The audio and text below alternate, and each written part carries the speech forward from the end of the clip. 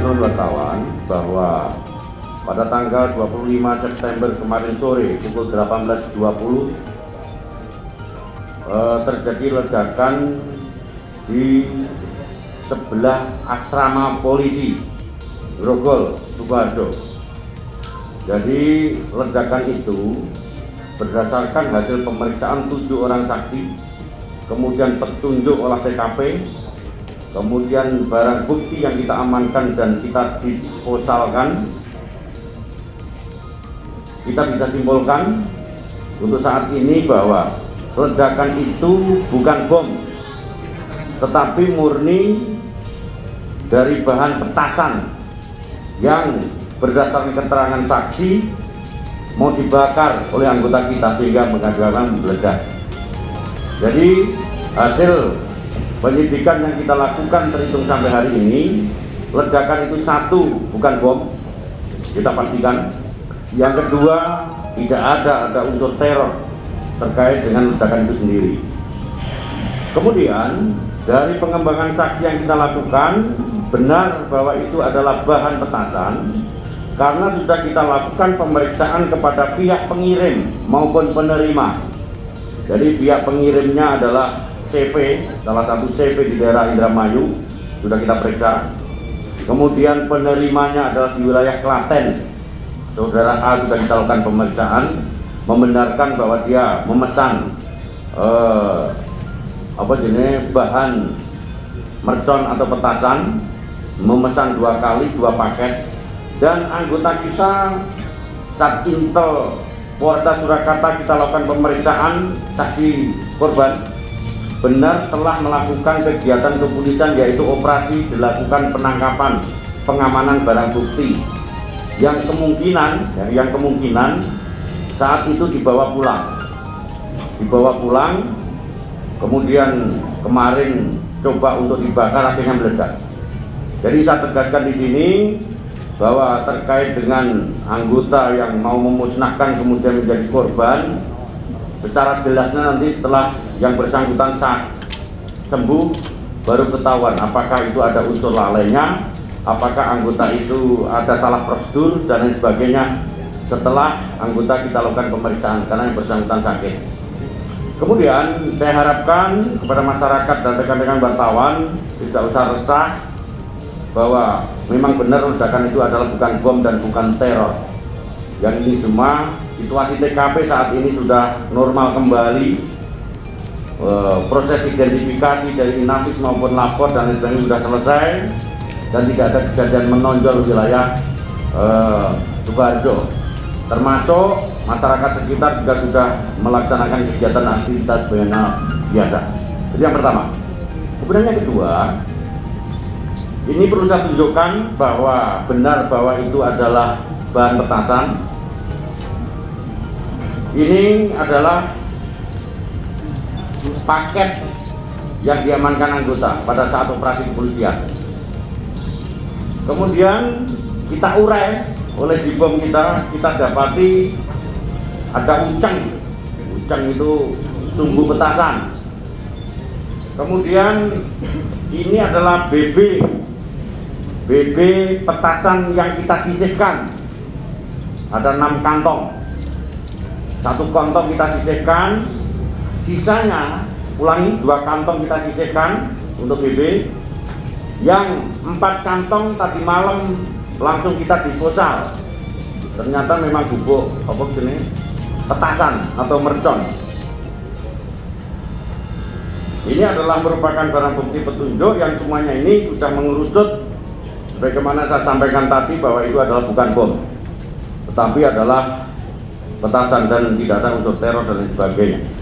Kemudian yang perlu saya sampaikan hari ini adalah ungkap kasus menonjol operasi kepolisian terpusat. Jadi operasi kepolisian terpusat itu dilaksanakan oleh Mabes Polri yang dilaksanakan di seluruh jajaran wilayah kita termasuk Polda Jawa Tengah.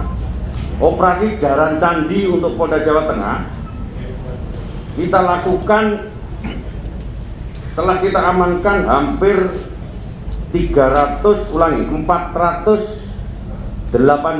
kendaraan bermotor Saya ulangi, 418 kendaraan, baik itu roda 2 maupun roda 4, dan berhasil kita angkat 389 orang tersangka. Kita lakukan penangkapan ini di seluruh jajaran, baik itu di Polres, Polsek maupun Polda, melakukan kegiatan namanya operasi Jaran Candi.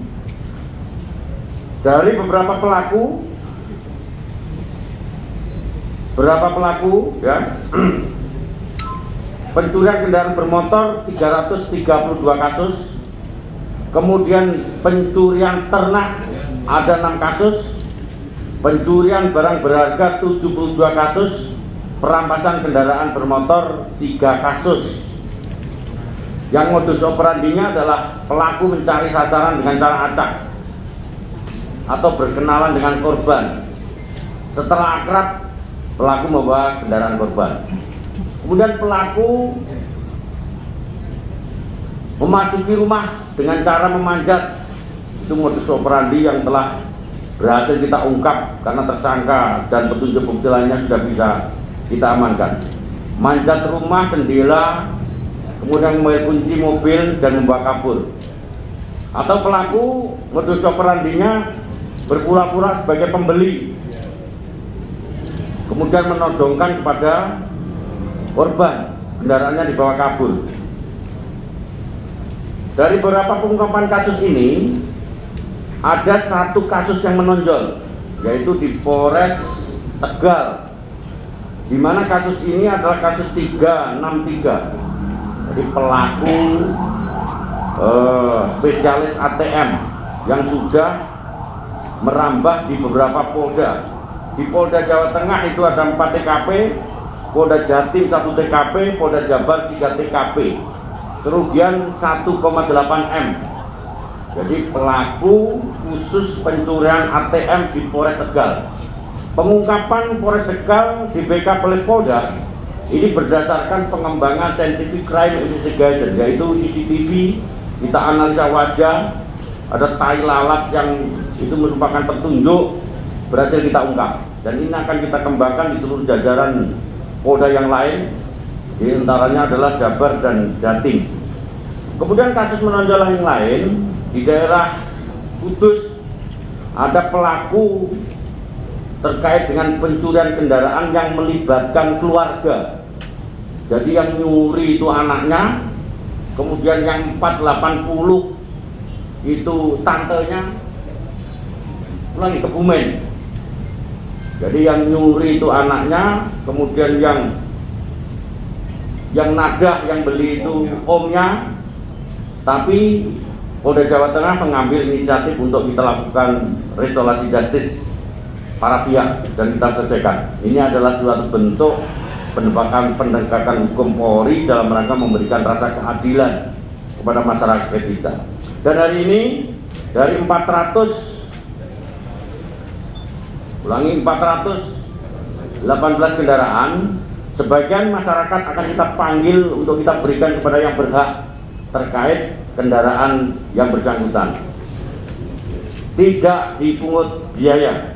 Kemudian saya harapkan kepada masyarakat terkait dengan kendaraan bermotor untuk selalu waspada dan hati-hati, terutama pengamanan kendaraan, pengamanan diri dan lain sebagainya. Sehingga hal ini akan minimal membantu pihak kepolisian agar terkait dengan ramal wilayah kita, upaya preventif dari pelaku. Khusus untuk jajaran Polda Jawa Tengah, tidak kita tolerir pada reserse kita untuk ramal kita untuk mengungkap, tidak pandang bulu untuk membersihkan para pelaku, sehingga wilayah kita ditakuti pada pelaku-pelaku kejahatan khususnya ramal wilayah kita. Demikian rekan wartawan, assalamualaikum warahmatullahi wabarakatuh.